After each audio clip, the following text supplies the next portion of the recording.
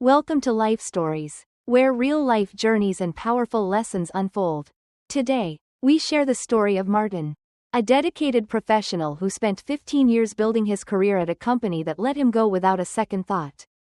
From unexpected termination to reclaiming his worth, this is a tale of resilience, self-discovery, and the undeniable value of trust in the workplace. Join us as we follow Martin's rise from adversity to success, proving that no matter the setback, there's always a path forward. Make sure to subscribe to our channel to start today's story. It was late afternoon when I received the email. I had just finished a call with Mrs. Delaney, a client who had been with us for over a decade. She called me, the only one who really got it. As I closed my laptop and leaned back in my chair, the office buzzed with the usual noise, keyboards clicking, phones ringing, people chatting over coffee. For a moment, everything felt normal, but then my eyes landed on the subject line of the email that had just come in. Organizational update. I didn't think much of it at first. After all, my CEO, John Matthews, was known for sending these vague, self-important memos that usually amounted to little more than corporate jargon. Synergy, streamlining, efficiency, I expected more of the same. But when I opened the email, my heart sank. There it was, plain and simple: due to restructuring, your position is eliminated, effective immediately. Regards, John Matthews. 15 years. That's how long I had given to Summit Solutions. 15 years of late nights, countless meetings, the ups and downs of a growing company, and building client relationships from scratch. And this was how it ended? No warning, no thank you for the hard work, the loyalty, the sacrifices. Just 13 words and a digital signature. I sat there, frozen, staring at the screen. My pulse raced, my chest tightened, but nothing seemed to change in the office around me. Phones continued to ring. Someone laughed too loud across the room. It was as though time had stopped for me. But life for everyone else went on. I glanced at my desk, a stack of files I had been preparing for next week's meetings. A framed photo of my old dog, Max, who had passed away years ago. 15 years of my life, gone in a single email. I felt like a fool. I had believed in Summit, believed in the idea of family that John used to preach. Back when we were a small startup, I had worked tirelessly, staying late to pitch clients, even when John couldn't charm them. But now, it felt like that belief had been shattered into 1,000 pieces. All those late nights, all those skipped weekends, all those deals I had fought tooth and nail to close, for what? Restructuring. That word felt like a punch to the gut. Everything okay, Martin? My colleague, Lisa, popped her head around the partition. She had an uncanny ability to read people. And I suppose my face was giving something away. I forced a smile, hiding the anger and humiliation. Yeah, just wrapping up. I lied. There was no point in telling her now. Not yet anyway. I'd explain it later. Maybe if I could get through the sting without choking on it. I started packing my things. Just the essentials. A few pens. A notebook I had used to jot down client preferences over the years. And the photo of Max. Small things, really, but they felt like a lifetime's worth of memories packed into a single bag. As I zipped it up, Jake, the new recruit, swaggered over to my desk. He was barely out of his 20s. His hair too gelled, his demeanor full of that cheap bravado that young recruits often had. "Goodbye, old-timer," he said with a smirk. "Time for the young guns to take over." I looked up at him, my anger flaring briefly. I could have told him that in a year, I'd close more deals than he would in a decade. But what was the point? He wouldn't understand. Instead, I stood up, calm and steady, and said, "Thank you for the opportunity." It was as if I were leaving a meeting, not walking out on my career. Jake blinked, clearly thrown off by my lack of a fight. But I was already walking past Lisa, who shot me a concerned look. I didn't return it. I stepped out of the office, through the break room where I had spent 1,000 lunch hours, and through the glass doors to the elevator. My reflection stared back at me, graying temples, tired eyes, but a jaw set with determination. I wasn't done. Not yet. At home, I dropped my bag on the kitchen counter and poured myself a glass of water. The apartment was eerily quiet. Too quiet. My mind wouldn't stop racing. I pulled up the email again, rereading those 13 words until they blurred together.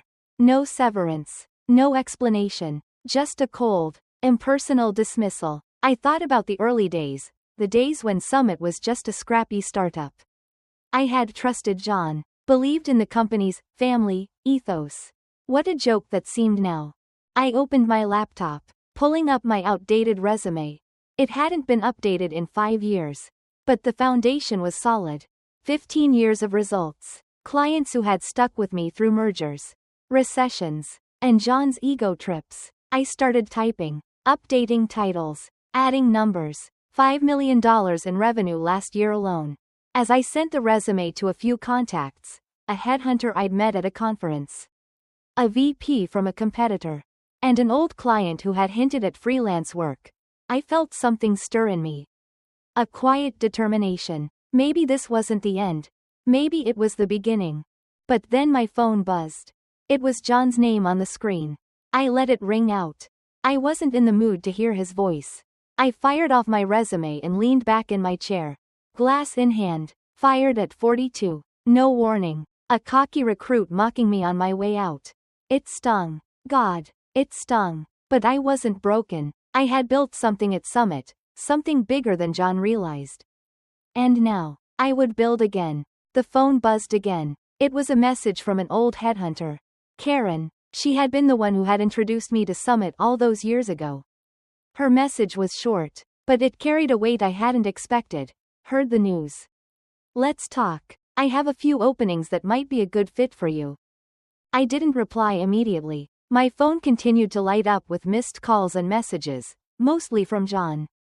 Desperate for a callback. But I wasn't interested. The call I was waiting for had already come. I was done with Summit Solutions. I needed to focus on what came next. It had only been a day since I walked out.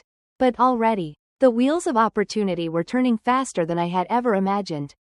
I spent the next few hours updating my resume, crafting a cover letter that reflected the last 15 years of my career. I took a deep breath as I attached it to the email and hit send. I knew the job market wasn't kind to someone my age, but I was confident. My track record spoke for itself. As the day unfolded, my inbox flooded with responses. One was from Apex Innovations, a competitor I had always respected. Their VP, Claire, had sent me a one-liner, lunch tomorrow. Let's talk. Another was from Tom Reynolds, a client I had worked with for 8 years. Heard you're free. Let's discuss something independent. I took a deep breath. The possibilities suddenly feeling endless. I wasn't just another job seeker. I was someone who had options. This was the first time in my career that I felt truly free. That night, I sat in my kitchen, sipping coffee, staring at the screen. I didn't even know where to start. The contracts were already coming in. Apex, Tom, the headhunter Karen. It was all happening so quickly. I'd gone from being an afterthought to the guy everyone wanted. It felt surreal. In a matter of hours, I had gone from being cast aside to being courted like a star athlete. But the phone buzzed again. This time, it was a text from Lisa. She had been working at Summit with me for years. And I knew she had my back. The message was simple. Office is a mess today. Clients are bailing left and right. What happened? I could almost hear the concern in her words. I frowned, my fingers hovering over the screen. I had suspected something like this would happen. Clients didn't trust Summit. They trusted me. I had spent years building relationships with them, making sure their needs were met, understanding their quirks, their goals, their businesses. Now, they were cutting ties with Summit. Just as I had. I shot back a quick reply. Just moving on. Lisa, it's a mess. Huh? She texted back almost immediately. Clients want to know where you went. They're pulling their business. This is going to be bad for Summit. I opened my work email.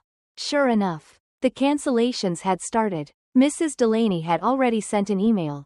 Martin, I just heard you're gone. You were the only one we trusted. We're out. And then Mr. Patel. No Martin. No deal. I scrolled down through 38 emails. Each one was a cancellation. Each one carried the same message. Without me, Summit was nothing. I leaned back in my chair and laughed. It wasn't malicious. It wasn't even gloating. It was just a release of all the tension that had built up over the years.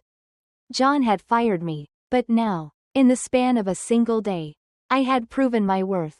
Not just to Summit, but to the world. Those clients had followed me, not because they were being nice, but because they respected me. They trusted me, and that, I realized, was the power I had been building all along. My phone buzzed again. It was another call from John. The 10th in 24 hours. This time, I let it ring. I didn't need to hear what he had to say. He had made his choice. And now I was making mine. I wasn't going back. I had already moved on. And the best part was, I hadn't even begun to scratch the surface of what was to come. By noon the next day, everything had changed. My inbox was flooded with responses to my resume, each one more promising than the last. Apex Innovations had upped their offer, promising to double my salary, throw in equity, and give me a team to lead. Tom Reynolds, the client I had worked with for years, called to say he had 3 more clients lined up to work with me if I went freelance. I had options, and for the first time in a long time, I felt like I was in control of my own destiny. Apex's offer was tempting: stability, a solid team, a corner office, and a structured path forward. Tom's offer was riskier: no safety net, but total control over my own business and clients. I had spent 15 years in corporate life, building someone else's dream. Now, I was standing at the crossroads, where I could either keep climbing the corporate ladder or take the leap and go solo. But the most profound change wasn't the job offers or the salary increase. It was how my former company, Summit, was beginning to unravel without me. Lisa had sent another text. Summit is a mess. Clients are pulling out left and right. They're asking for you, Martin. I could hardly believe it.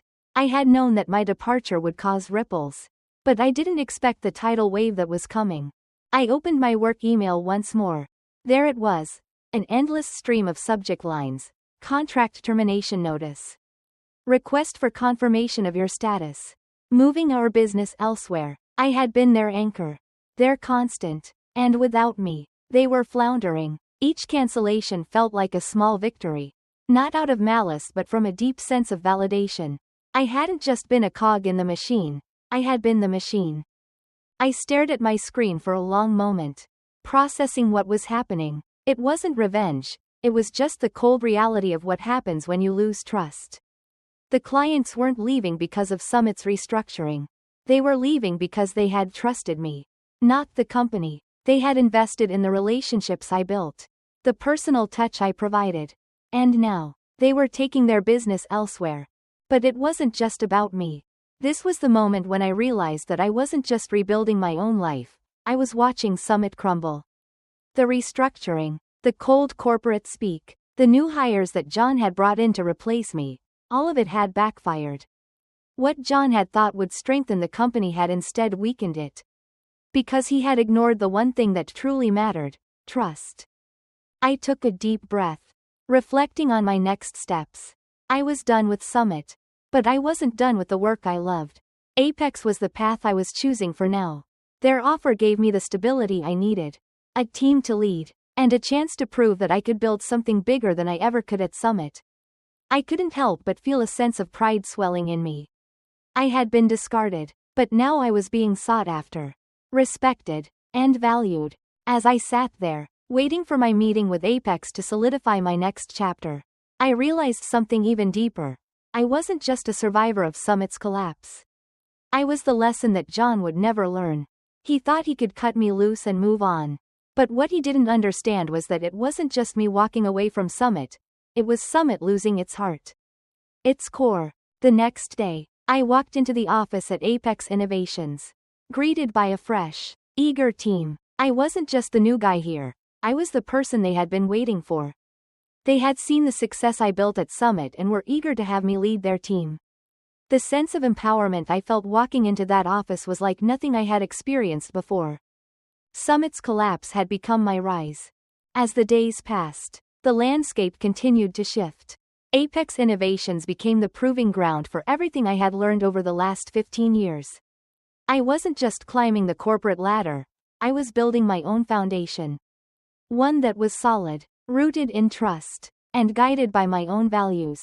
The team at Apex looked up to me, and I led them with the same dedication and attention to detail that had made me successful at Summit. But this time, I wasn't working for someone else's dream. I was building my own. Pinnacle Solutions, the company that had once been my home, was unraveling at a pace I couldn't have predicted. Victor was gone, his vision crumbling under the weight of poor decisions. Lisa, my old colleague, kept me updated with messages of their slow decline. The cancellation emails continued to pile up. The clients I had built relationships with for years pulling out, leaving Summit in chaos. But I wasn't gloating. I had moved on. I had learned that loyalty, hard work, and trust were more valuable than any title or corner office. Summit had lost all of that. And that was the real price of their actions. Today, I stood at the window of my new office at Apex, looking out at the city below, knowing that my journey had only just begun. It hadn't been easy, but nothing worth having ever is. The struggle, the lessons, and the relationships I had built were worth more than any paycheck or recognition. If you've enjoyed this story and the lessons it carries, make sure to subscribe to our channel for more inspiring life stories.